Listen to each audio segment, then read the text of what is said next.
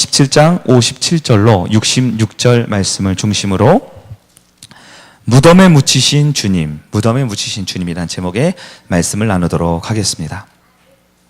오늘 본문 우리가 일주일 동안 쭉 연속적으로 말씀을 보고 있는데요, 오늘 본문에 보면 예수님께서 오늘 새벽에 못 박혀 죽으신 이후로 오늘 본문에 드디어 그 무덤에 들어간 예수님의 모습을 볼 수 있습니다. 여러분 마음에 무덤 하면 어떤 마음이 떠오르세요? 무덤 하면 소망, 기쁨, 행복, 뭔가 미래 이런 단어가 떠오르세요? 아니면 이제 절망, 끝, 마지막? 여러분 전자입니까? 후자입니까? 네, 무덤이라는 것은 우리의 생명이 끝났을 때 들어가는 것이 무덤이지요. 오늘 본문에 보면 예수님께서 무덤에 들어가셨습니다. 한 사람의 몸으로 이 땅에 오신 예수님의 끝을 의미할 수 있지요. 게다가 오늘 본문에 보면 그 무덤이 얼마나 단단하고 그 무덤이 얼마나 철저하게 무덤다워졌는지를 본문을 통해 보여주고 있습니다. 우리를 위해 십자가에 죽으시고 부활하신 예수님, 그러나 그 사이에 있는 이 무덤은 우리에게 절망과 탄식을 안겨줄 수 있는 것이지요. 본문을 자세히 한번 볼까요? 60절 말씀을 우리 다시 한번 같이 한번 읽어봅니다. 60절 시작. 바위 속에 판 자기 새 무덤에 넣어두고 큰 돌을 굴려 무덤 문에 놓고 가니. 이 무덤을 보여줍니다. 이 무덤 보통 무덤이 아니에요. 어떤 무덤입니까? 바위 속에 팠다. 그냥 땅을 판 무덤이 아니고요, 어떤 동굴 같은 곳이 아니고요, 커다란 바위를 한쪽을 팠습니다. 이 말은 한쪽을 팠기 때문에 나머지 사방은 어떻게 된 거예요? 다 무덤, 단단한 바위 암석으로 되어 있는 완벽한 돌 바위 그 자체의 무덤입니다. 그럼 왜 바위에 구멍을 파서 무덤을 만들었느냐? 위에 보시면 이 무덤이 누구의 무덤이었죠? 원래 아리마대 사람 요셉이라는 무덤이었어요. 57절 날이 저물었을 때 아리마대 요셉을 어떻게 표현합니까? 부자. 여러분 부자들은요 죽음 이후에도 자기의 무덤을 아주 좋은 곳으로 준비를 합니다. 왜냐하면 이 부자들이 죽었을 때 많은 사람들이 이 부자의 시신을 노릴 수 있거든요.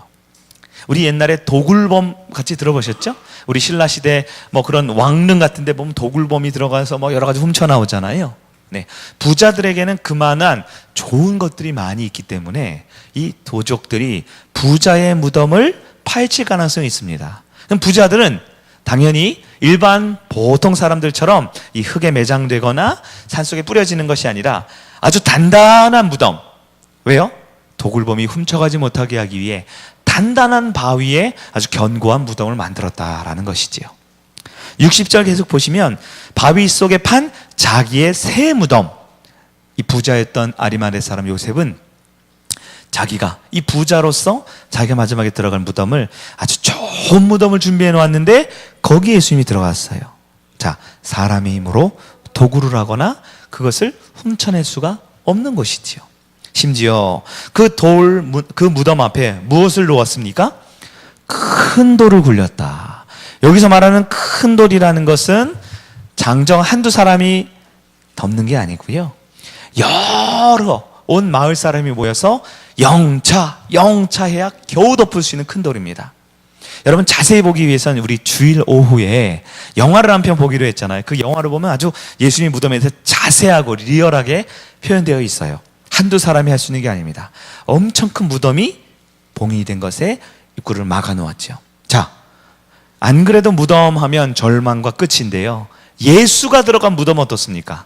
사람의 힘으로는 도저히 나올 수 없을 만큼 절망스러운 무덤입니다. 그것이 끝이 아닙니다. 64절을 한번 보시겠습니다. 64절 시작. 그러므로 명령하여 그 무덤을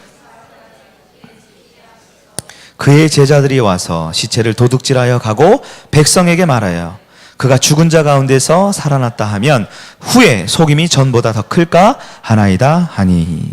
자, 종교 지도자들은 예수님의 말씀을 기억했습니다. 제자들은 기억하지 못했는데요, 종교 지도자들은 예수의 말씀을 기억했어요. 그리고 혹시나 제자들이 와서 무덤에 예수의 시신을 훔쳐갈까봐, 가져갈까봐 아예 처음부터 빌라도 총독에게 요구합니다. 주여, 여기서 주여는 예수님이 아니라 빌라도 총독이죠. 간절히 부탁합니다. 이 나쁜 이 예수교를 믿는 사람들이 예수의 죽음 전부터 이미 예고를 했어요. 시체가 살아날 거라고. 시체가 살아나겠습니까? 자기들이 훔쳐가려고 그러죠. 저 도둑들은 반드시 예수의 시체를 훔쳐갑니다. 그러니 경비병들을 보내주셔서 지키게 하소서. 며칠이요? 사흘 후에 부활한다고 정확하게 날짜까지 있으니까 사흘 동안, 3일 동안은 단단하게 지켜야 합니다. 종교 지도자들이 그렇게 말했다는 거예요. 예수의 무덤, 어떤 무덤입니까? 사람이 죽었는데요, 그 무덤은 바위로 된 튼튼한 무덤이에요. 그 무덤은 여러 사람이 굴려야만 큰 돌을 갖다 놓았습니다. 게다가 종교 지도자들은 예수가 혹시라도 시체가 나올까봐 철저하게 지켰다라는 거예요. 65절을 한번 읽어봅니다. 65절 시작. 빌라도가 이르되 너희에게 경비병이 있으니 가서 힘대로 굳게 지키라 하거늘. 종교 지도자들에게 뭐가 있어요? 경비병. 여러분, 이건 배경을 좀 이해하셔야 돼요. 당시 이스라엘은요, 로마 제국의 속국이었습니다. 식민지의 국가의 백성들은 칼을 찰 수가 없는 법이 있어요. 그래서 당시 유대인들은 반란을 일으키거나 국가에 대항하기 위해 힘을 모은 군대들은 몰래 칼을 두고 있으나 대부분의 민간인들, 특히 성전을 지키는 사람들은 칼이 아니라 몽둥이를 들고 있어요. 제가 나중에 몽둥이 가지고 한번 설교를 은혜롭게 해드릴게요. 네. 오늘은 그 얘기가 아니니까. 근데 여기 말하는 경비병은 누구냐? 로마 제국에서 파송된 성전을 지키는 경비병들입니다. 이 경비병들은 무엇을 가지고 있을까요? 이들은 로마 군인이었기 때문에 칼을 들고 있었던 겁니다. 여러분, 칼을 들고 있는 사람 한두 명이면요, 10명에 20명의 몽둥이를 들고 있는 도적대가 와도 칼을 들고 있으면 함부로 할 수가 없지요. 칼은 직접적으로 생명과 관련이 있으니까요. 자, 이 빌라도는요, 이미 너희에게 경비병들, 칼찬 로마 군인들을 보내주었지 않냐? 그들을 통해서 지키게 하라. 이 모든 경비를 삼엄하게 할 것을 말씀을 했다라는 겁니다. 66절 우리 한번 읽어봅니다. 시작. 그들이 경비병과 함께 가서 돌을 인봉하고 무덤을 굳게 지키니라. 그들은 종교 지도자들이죠. 누구와 함께 갑니까? 로마 군인들, 칼찬 군인들. 함께 직접 갑니다. 직접. 왜냐하면 불안했기 때문이죠.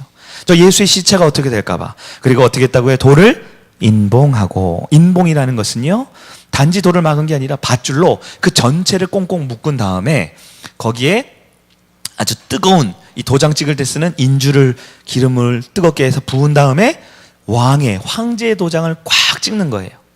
그렇게 되면 이것은 아무도 풀을 수 없는 것뿐만 아니라 건드리기만 해도 황제의 명을 어겼기에 사형을 당하게 됩니다.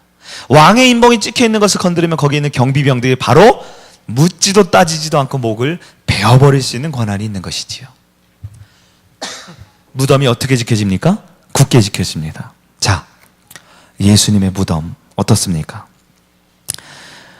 예수님의 무덤은 끝인데, 안 그래도 끝인데 이 끝은 그냥 끝이 아니에요. 모든 사람이 눈에 불을 켜고 지키고 보호하고 절대 나올 수 없는 끝입니다. 그러나 사랑하는 여러분, 사람에게, 우리에게 무덤은 끝이지만, 단단한 그곳은 다시는 나올 수 없는 것이지만, 우리 하나님은 끝이 없는 분임을 믿으시기를 바랍니다. 인간에게 무덤은 절망이요, 좌절이요, 소망이 없는 마지막입니다. 그러나 우리 하나님께서는 언제나 그 끝이라고 여겨지는 그곳에서 새로운 생명을 시작할 수 있는 전능한 하나님을 믿는 여러분 되기를 축원합니다. 여러분, 우리의 삶은 예수님의 십자가와 불로 인하여 승리의 삶을 살게 됩니다. 그 승리가 무엇입니까?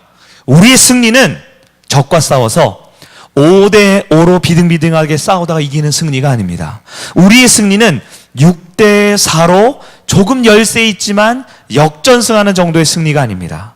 우리의 승리는 비록 내 앞에 놓여진 환경과 상황과 내 앞에 놓여진 마귀의 유혹이 압도할지라도 심지어 나는 이제 끝났다, 나는 이제 무덤밖에 없구나, 내 인생은 소망이 없다 하는 그 순간에도 우리에게 승리를 주시는 하나님을 믿는다라면 그분은 그 완벽히 봉인된 무덤에서부터 살아나오시는 전능한 왕임을 믿는 여러분들에게 축원합니다.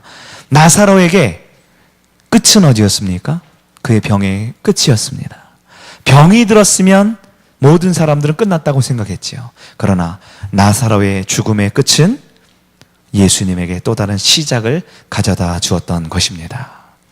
요나는 그 지중해 한복판의 풍랑 속에 내가 바다에 던져져서 물고기 뱃속에 잡아먹히는 순간 사람들은 요나의 인생이 끝이라고 생각했습니다.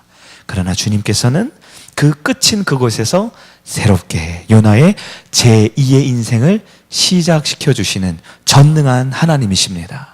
다니엘은 하나님을 믿었기에, 기도했기에 사자굴에 들어갈 수밖에 없었습니다. 인간의 눈에는 사자굴에 들어간 것이 끝이었죠. 그러나 하나님은 사자굴에 들어간 순간부터 다니엘이 오늘날 수천 년이 지난 오늘 지금 저와 여러분이 존경하고 본받고 싶은 그 다니엘을 만들어주기 위해 그 사자굴에서 다시 시작하는 하나님이심을 믿기를 간절히 바랍니다. 사랑하는 여러분, 우리 인생에 때로는 무덤 같은 상황이 있습니다. 건강의 문제로, 사업이 어려움의 문제로, 자녀들을 위해 열심히 살았지만 자녀들이 내 마음대로, 내 뜻대로, 내 원하는 대로 되지 않는 그 모습 보면, 내 직장에서 내가 결혼을 준비하고 취업을 준비하고 입시를 준비하고 그 중요한 순간마다 어떻게 보면 나의 모습은 봉해져 버린 무덤 같은 상황에 내 모습을 발견할 때가 있습니다. 나는 이제 끝인가? 나는 더 이상 소망이 없는가? 나는 여기까지인가? 그러나 사랑하는 여러분, 이 밤에 부활하신 그 예수 그리스도의 십자가, 그분의 보혈 앞에 나의 믿음을 온전히 맡기는 여러분 되기를 바랍니다. 나의 끝은 곧 주님의 시작입니다. 인간의 눈으로 마지막이다, 인간의 눈으로 완전히 막혀있는 무덤이라 하는 그곳에서 예수님을 의지할 때 주님은 다시 일으켜 부활하시고 새로운 생명을 주시는 하나님이심을 믿기를 간절히 축원합니다. 말씀을 정리해 보도록 하겠습니다. 예수님께서 부활하심으로 우리에게 주시는 승리는 끝이 없습니다. 나사로는 죽음이 끝이었지만 예수님은 죽음이 끝이 아니었습니다. 요나는 물고기 뱃속이 끝이었지만 주님께는 끝이 없습니다.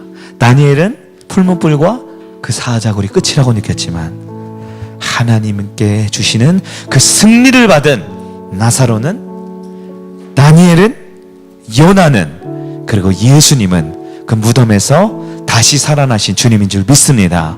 이 밤에 우리가 많은 십자가의 고난과 고통을 이제 내려놓고 예수와 함께 다시 살아나는 여러분들에게 축원합니다.